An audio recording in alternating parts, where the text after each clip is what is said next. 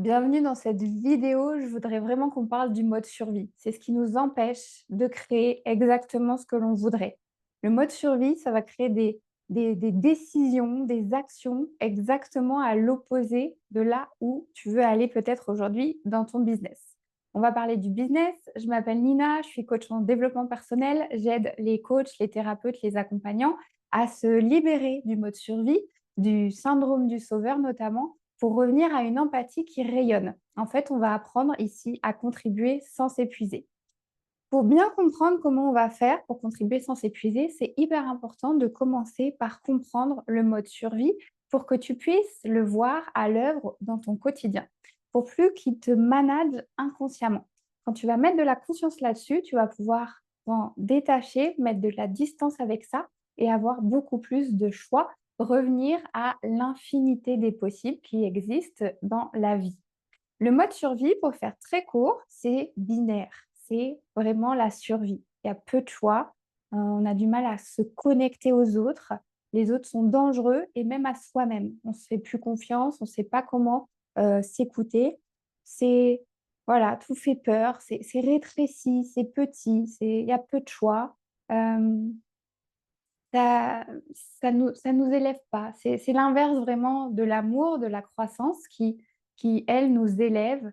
Voilà, l'amour, ça nous porte et ça va nous faire voir tout ce qui est possible dans le monde et ça va, euh, c'est ça, c'est une infinité de possibilités qui sont là à disposition et il n'y a plus qu'à choisir, qu'à aller piocher en se connectant à ce qui fait vraiment sens pour soi, pour aller l'emmener de ta 4D, de ton imaginaire, à ta réalité physique ici et maintenant. Donc, le mode survie, c'est des croyances, des pensées, des décisions et des actions qui vont nous faire aller à l'exact opposé de où on voudrait aller. Par exemple, j'ai toujours cet exemple-là, il pleut. J'ai la croyance que quand il pleut, finalement, je suis coincée chez moi et je me sens pas bien. Donc, quand il pleut, un jour, il a plu, je me sentais pas bien et j'ai été bloquée de faire un truc. Et ben depuis, j'ai la croyance que quand il pleut, je pense que je vais m'ennuyer chez moi. Et donc, la décision, ça va être de tourner en rond et de subir le truc et d'attendre que ça passe. Donc, l'action, ça va être de rien faire et donc d'avoir gâché ma journée, effectivement, comme je le croyais. Dans le mode croissance, dans le mode amour, dans le mode tout est possible. Il pleut, c'est un fait. Et donc, peu importe qu'il pleuve ou pas, finalement, c'est factuel, c'est ce qui se passe, c'est ce qui est, mais pourtant, ça ne va pas venir toucher à mes croyances. Et donc, je vais pouvoir, par exemple, j'ai la pensée que quand il pleut, je vais en profiter pour faire des crêpes et me reposer. Et donc, je vais prendre la décision de faire des crêpes ou d'aller me faire masser. Et je vais vraiment profiter de ce moment pour me reposer. J'ai ma caméra qui se met à bouger toute seule à chaque fois. Il faut que je règle ça. Donc, je ne vais pas du tout avoir les mêmes actions, je ne vais pas du tout faire les mêmes choix selon mon mode de croyance, mon paradigme, comment je perçois, comment j'interprète les faits. Là, tu vois, dans l'exemple de la pluie, j'ai interprété que quand il pleut, une fois, j'ai été bloquée, j'avais été empêchée je suis triste, voilà, il y a plein de choses qui émergent, alors qu'une autre personne qui aura un autre paradigme, un autre système de croyance, il va profiter de la pluie pour aller marcher sous la pluie avec ses bottes, par exemple, et sauter dans les flaques parce que ça lui rappelle quand il était enfant. Ou et la femme va aller se faire masser ou faire, voilà, en profiter pour prendre un temps pour elle à la maison parce qu'il pleut, elle n'a pas pu faire ce qu'elle voulait, donc elle a tout simplement fait de ce fait une opportunité. Donc on en revient toujours au même. C'est à toi de choisir si tu fais des événements, des opportunités ou des événements, des épreuves, des choses contre toi ou pour toi. Voilà. Est-ce que tu peux créer une opportunité, voir quelque chose qui se dessine pour toi, ou est-ce qu'à chaque fois tu te sens bloqué? Et là, ça appartient plutôt au mode survie en fait. Il y a euh, peut-être peut-être que tu es entouré de gens qui sont en mode survie, que toi, tu es plutôt monsieur ou madame opportunité, qui voit le positif partout.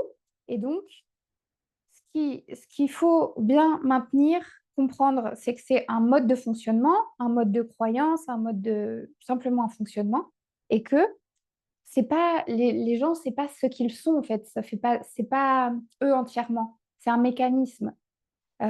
Donc si toi, tu es monsieur ou madame solution, il faut vraiment rester focalisé sur, ton système de croyance. Parce que je vois trop, en fait, de personnes hyper empathiques qui, à force d'être baignées dans une conscience collective de survie, qui veulent, bah, voilà, aller sauver des gens ou aider des gens, mais qui ont pas vraiment encore envie de changer, qui sont pas vraiment engagés. Par exemple, tes clientes aujourd'hui, peut-être que tu attires des gens, voilà, qui veulent se déposer, qui se victimisent un peu, mais qui ont pas vraiment envie de changer. Et donc, si tu as toujours un peu ce rôle de sauveur là, sur les épaules, et bien, tu vas attirer ce genre de personnes-là. Tu vas pas communiquer de la meilleure des manières. En fait, tu vas communiquer, attirer des personnes qui se victimisent. Voilà, tout ton énergie, ta vibration, elle va attirer des personnes qui sont dans la survie. Et donc, toi, à force de baigner là-dedans, tu vas peut-être y retomber, en fait, et ne plus avoir accès au champ des possibles. J'ai vu donc on va voir les signes qui font quand tu es dans la survie et puis les décisions qu'on prend depuis le mode survie, et puis on ira voir les solutions. Mais ce que je voulais te partager là, c'est que c'est un état d'esprit, c'est vraiment une façon de penser qu'il faut rechoisir et qu'il faut à chaque fois alimenter, nourrir, parce que sinon, effectivement, on va retomber dans le mode survie. Je me rappelle que quand j'étais petite, on n'avait pas vraiment beaucoup d'argent, mais mes parents, déjà, ils avaient ce mindset-là de dire tout est possible en fait. Il n'y avait pas beaucoup d'argent, mais il y avait toujours un chèque vacances, un truc pour un plan pour aller en colo. Il y avait toujours un moyen, une solution pour aller à notre finalité en fait.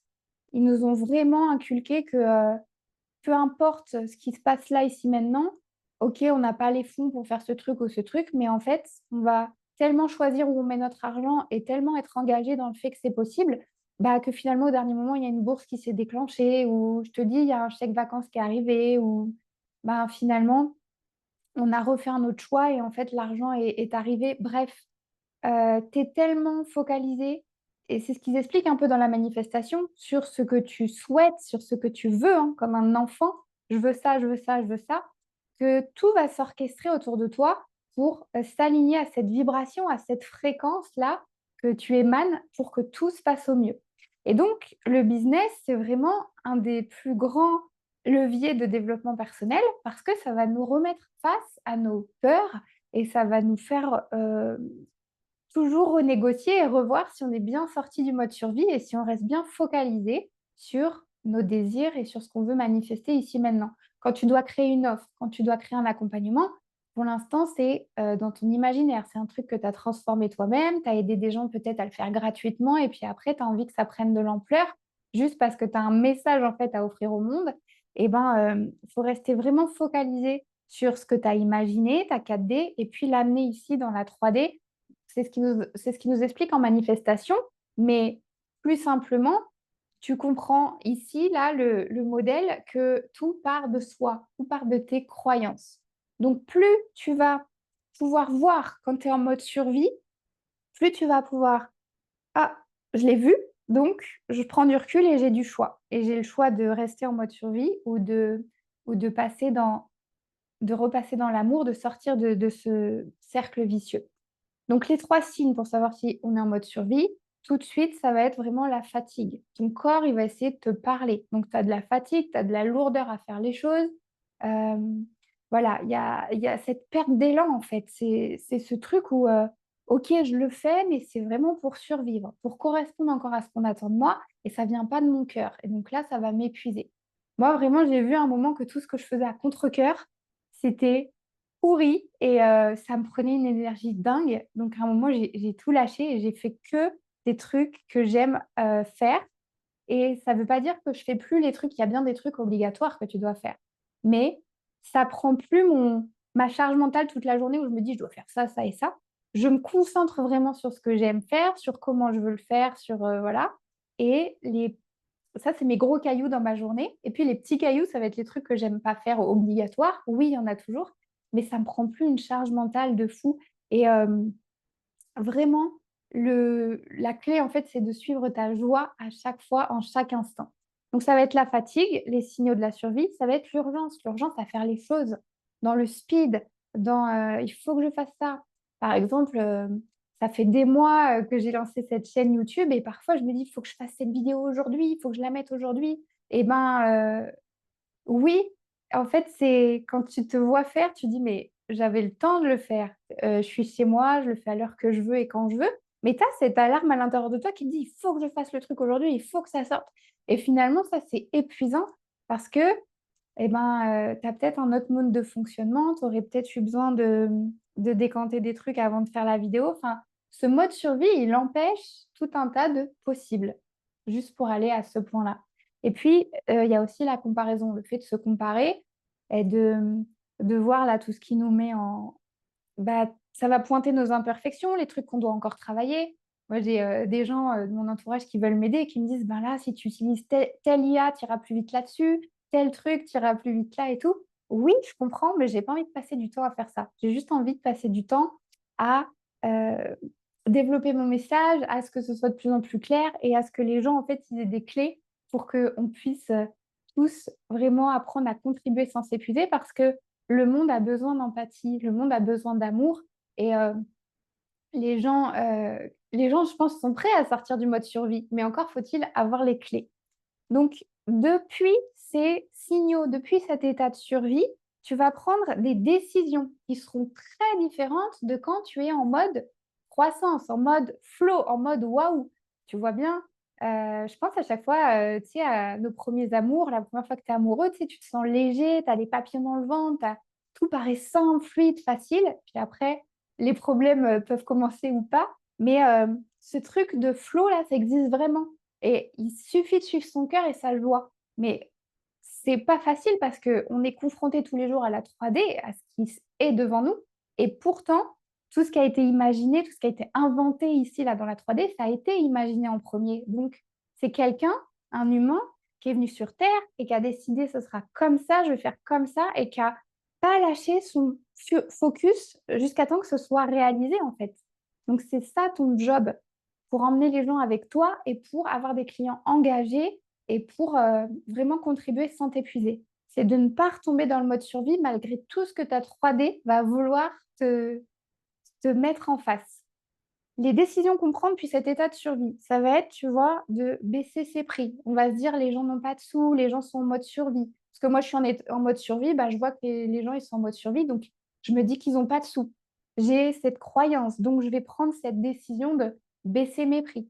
Mais après, je vais sentir que c'est pas juste pour moi, donc je vais entretenir cette fatigue. Tu vois, le cercle vicieux qui se répète. Tu vas, depuis cet état de survie, de te sentir de devoir donner plus. Tu vas vouloir donner plus, faire plus. Et ça, vraiment, je le rattache ici au syndrome du sauveur notamment, qui n'est pas un syndrome, hein, vraiment un labyrinthe où on rationalise et tout ça. J'en ai parlé dans une autre vidéo. Par exemple, bah voilà, tu surdonnes, tu te suradaptes, tu te surinvestis. Puis au bout d'un moment, tu sens que tu es fatigué, c'est pas juste. Bah ouais, mais en fait, comme c'était un mécanisme de survie. Jusqu'ici, c'était comme ton identité. Par exemple, d'être gentil, de donner beaucoup. Tu as du mal à te détacher de ce mode survie-là pour revenir à vraiment ton essence, à ce qui fait que tu es toi. Et donc, tu retombes dans je donne toujours plus et je m'épuise toujours plus. Et donc, je suis vraiment persuadée que tout le monde est en mode survie et il faut vraiment encore que je donne plus parce que les gens, ils en attendront toujours plus. Parce que j'arrive avec ma cape de sauveur, donc, j'attire chez les gens leur part victime un peu. On en a parlé dans une autre vidéo. C'est vraiment une posture intérieure. C'est pas quelque chose qu'on voit et c'est quelque chose que l'on ressent. C'est cette fatigue au fond de toi qui le sait. C'est ton cœur qui sait quand c'est pas juste. Quand tu as donné depuis un espace qui cherchait à être validé, à être reconnu, alors que tu voudrais donner depuis un espace vraiment du cœur. Mais voilà, il y a plein de mécanismes et de stratégies de survie qui te font croire qu'il va falloir donner plus. Mais finalement, ça entretient un cercle vicieux puisque tu te fatigues plus et t'attires encore plus de personnes à sauver, entre guillemets, et donc qui vont valider ce, ce schéma-là de croyance, pensée, décision, action et qui te garde enfermé dans ce mode survie. Donc, ça va être ça, les décisions de la survie. Baisser les prix, donner plus et changer de direction, changer d'avis tout le temps. Finalement, tu n'arrives pas à te camper sur un positionnement, une cible, une offre, parce que à chaque fois que tu vas avoir décidé d'un truc, bim, ta 3D, elle va t'envoyer un feedback, quelqu'un qui va te dire: «Tu es bien sûr que tu veux que ça se passe comme ça? Tu es sûr que les gens là, ils sont pas en mode survie? Tu as pas de clients là, tu es sûr que tu veux continuer, dans cette direction avec ce tarif-là et tout?» Bien sûr que la 3D, elle va t'envoyer des, feedbacks, des exercices. Je dis souvent, hein, c'est pas moi le coach, c'est la vie. La vie, elle va t'envoyer des exercices dans la réalité 3D pour voir si toi, tu maintiens bien ta fréquence, si tu maintiens bien ta posture intérieure solide contre vents et marées. Et pas parce que tu es égocentrique, pas parce que tu ne tiens pas compte de ce qui se passe, mais parce que tu as tellement la foi que tu es venu pour délivrer ce message, que tu es venu pour apporter cet amour, cette empathie au monde de cette façon-là, selon tes règles, parce que c'est ça qui va faire que ça te maintient en joie, ça te maintient en énergie haute et que tu vas plus retomber. Donc, tu es obligé de suivre la joie, tu es obligé de suivre ton cœur, sinon tu retombes dans la fatigue, la peur, la survie, on vient de le voir. Donc, les solutions ici, pour sortir définitivement de ce mode survie, ça va être de ralentir. On a beaucoup cette conversation avec mes clientes sur tout qui va trop vite. Il y a tout qui va trop vite, on le sait. Je pense à je fais un parallèle, tu sais, j'étais coach en natation et nous, j'étais dans une piscine où, c'est la mairie qui a monté le bâtiment, mais on met une boîte de prestations à l'intérieur et on a un contrat pour 5 ans. Et pour 5 ans, tu te donnes des objectifs à 5 ans, tu mets une équipe pour 5 ans, on ne peut pas voir plus loin. On doit aller vite, remplir des objectifs et on fait pour 5 ans et on s'en va, on ne sait pas qui va reprendre. Pareil pour la politique, et cetera, et cetera. Tout ce qui voit pas loin, tout ce qui a des cycles comme ça ne nous laisse pas le temps en fait de faire nos racines et puis voir ce qui se passe et puis tenir la fréquence et puis voir, plus loin. Donc c'est très, très important de se laisser le temps de ralentir alors même que tout autour de toi s'effondre, alors même que tu as 3D. Oui, faut tenir, faut joindre les 2 bouts, faut payer les factures, faut machin. Mais je te disais, ça va être tes petits cailloux finalement. Tu vas peut-être aller continuer à faire ce mi-temps le temps que ton activité, elle prenne, mais le mi-temps, ça va être tes petits cailloux. Parce qu'en fait, pendant que tu es au boulot ou juste après ou juste avant, tu vas avoir tellement pensé à ce que tu as à dire. Tu auras créé ton contenu, tu auras fait ta vidéo, tu auras fait ta page de vente, ton offre et tout, que ton petit là, CDD, le temps de tenir, de joindre les 2 bouts, il faut que ce soit tes petits cailloux. Alors si tu avais pas l'image, hein, les petits cailloux, c'est quelqu'un qui racontait là que tu dois vraiment commencer par les trucs importants pour toi dans ta journée, ça va être tes gros cailloux et puis les petits cailloux ici, ça va venir remplir ton bocal de ta journée, hein. Ça va être les pour moi, c'est les petits trucs, embêtants que j'aime pas trop faire. Après, tu as encore les tout, tout petits cailloux et puis après, tu avais encore de l'eau. Pour dire que, voilà, tu as beaucoup de choses à faire dans une journée, mais tu dois commencer par ce qui te met en joie. C'est ça le message que je veux, te donner ici. Donc, si ralentir, ça te fait peur, tu as l'impression que tu as pas le temps et que ça paraît vraiment impossible, c'est pourtant une des solutions par laquelle il faut passer pour te laisser le temps de maturer, voilà, ton message, ton offre, ta cliente d'âme, le truc que tu veux absolument faire, la personne que tu veux absolument aider, comment tu vas lui parler, comment tu vas faut que tu aies le temps de poser les idées. On ne peut pas, être, créatif tous les jours et on peut pas, on a souvent cette discussion aussi de, être productif chaque jour. On nous a fait croire ça, mais voilà, nous, on le sait à l'intérieur que c'est faux. On est des êtres cycliques, on a un rythme en fait, on doit revenir à ce qui fait sens, quoi. Donc ralentir, hem, j'ai perdu ici, pour aller se choisir, pour aller choisir à chaque fois. Alors c'était ralentir, je reprends mes notes, clarifier et oui, clarifier. Parce que quand tu veux créer tes chaque jour, tu vas vouloir te mettre la pression à créer du contenu, à faire, à faire, à faire, à faire et finalement, si tu as pas le temps de ralentir, tu n'as jamais le temps de clarifier ton message, ta posture, ce que tu veux en fait. Parce que souvent on dit: «Il faut s'adapter au marché, il faut répondre aux besoins». Oui, mais dans le cas aussi de l'hyper-empathie et du syndrome du sauveur. J'ai envie de sauver tout le monde, mon offre elle parle à tout le monde et je prends jamais le temps de me poser, donc je vais créer du contenu dans tous les sens. Et à un moment, tu vas te retrouver fatigué, tu auras donné, donné, donné, et tu vas poser des actions pour faire, faire, faire, faire. Mais si tu prends pas le temps de ralentir, pour être, pour te reconnecter à ce qui fait sens pour toi, à savoir ce que tu veux, et de prendre le temps de clarifier ce que tu veux donner. Est-ce que tu es prêt à donner? Est-ce que tu veux recevoir? Parce que chaque échange, chaque,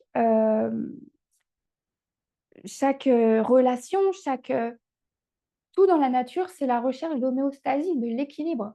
Donc, si tu n'es pas au clair sur ce que tu veux recevoir contre ce que tu donnes, tu vas retomber dans la fatigue, l'urgence, parce qu'à un moment, il faudra manger, joindre les deux bouts, et tu vas te remettre à poser des actions qui ne sont pas du tout dans le sens où tu voulais aller. Donc là, tu es en train de faire une boucle vers la survie qui t'emmène là, alors que toi, si tu avais juste ralenti, bosser sur le concept de soi, ce que tu attends de la vie, ce que tu veux pour toi et pour tes clients, etc., tu as pris le temps de être, ça t'amène complètement à un autre endroit, tu vois. Là, j'arrivais à A, et puis bah, toi, en fait, tu voulais aller à B. Donc, il faut vraiment prendre le temps de ralentir pour être, se reconnecter à qui je suis, comment je veux dire les choses, ce que j'apporte ici, pour clarifier ton message, ton positionnement, ce que tu veux recevoir aussi, parce que tu donnes beaucoup, tu es focalisé là-dessus, mais il y a tout un pan où on doit apprendre à recevoir. On va aussi voir notre relation à l'argent.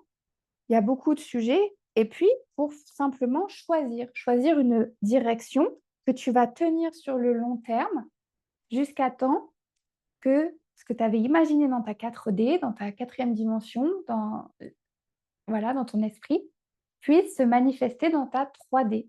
Et souvent, euh, on n'est pas assez patient là-dessus une fois qu'on a choisi. On va se laisser faire, hein, je te l'ai dit, par les feedbacks de la vie. Quelqu'un qui va, tu vois, tu avais une grande, grande peur que ce soit trop cher. Ben, les gens que tu vas croiser, ils vont me dire non, mais c'est beaucoup trop cher. Parce qu'en miroir de ce que tu es à l'intérieur, tu vas avoir des feedbacks de la vie à l'extérieur. Tu as très, très peur de ne pas avoir de clients. Tu croises des gens qui vont dire non, mais là, le marché a changé, c'est très, très dur d'avoir des clients. Donc, c'est hyper important de rester focalisé. Il faut avoir une énergie, une intention focalisée, polarisée, c'est-à-dire positive. Dans le positif, il faut suivre vraiment ta joie, ce qui fait sens pour toi, et jusqu'à temps que ça se manifeste. Il faut vraiment sortir de ce mode survie et donc arrêter de faire des boucles qui t'emmènent à l'exact opposé de où tu veux aller. Et bien sûr, si tu veux faire ce travail en étant accompagné, c'est exactement ce qu'on fait dans Shift. Si tu veux les infos, tu m'écris en commentaire, tu m'envoies Shift et moi je t'enverrai le lien. Et puis, si tu as des questions sur le mode survie ou sur le syndrome du sauveur ou sur l'hyper-empathie, on se retrouve aussi dans les commentaires. Prends bien soin de toi et à très bientôt pour la prochaine vidéo.